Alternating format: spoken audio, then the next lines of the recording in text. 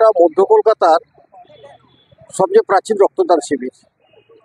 1982 সালে রতন দত্ত যখন প্রয়াত হয়, অকালেই চলে যায় ছেলেটা।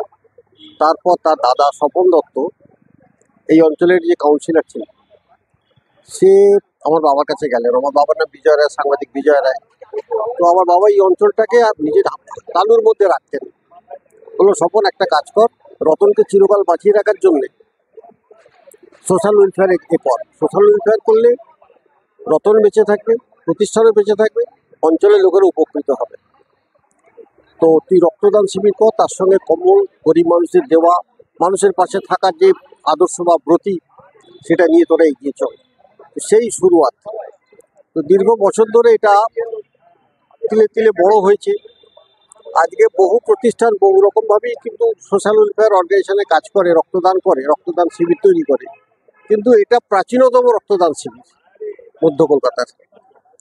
তো আমরা চাই এটা দীর্ঘকাল বেঁচে থাকুক, দীর্ঘকাল চলুক এই জিনিসটা। এই রতন দত্ত সোশ্যাল ওয়েলফেয়ার অর্গানাইজেশনের মাধ্যমেতে এই অঞ্চলের মানুষ উপকৃত হোক, আমরা এটাই চাই।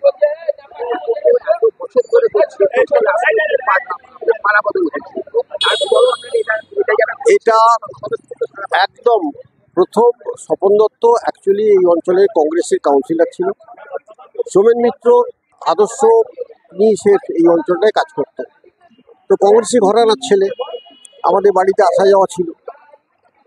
তো পট পরিবর্তন, কাল পরিবর্তন, নানা রকম পরিবর্তনের পরেও কিন্তু এই অর্গানাইজেশনের রক্তদান শিবিরে স্বতঃস্ফূর্তভাবে দলমত নির্বিশেষে মানুষ আসতো। সেই সময় আমি দেখেছি যে ভারতবর্ষের কমিউনিস্ট পার্টি যারা এই করতেন, তারাও এখানে আসতো। আজকে কংগ্রেসের লোকেরা আসে, তৃণমূলের লোকেরা আসে, বিজেপির লোকেরা আসছে। সবাই এই প্রতিষ্ঠাটাকে বাঁচিয়ে রাখতে চায়।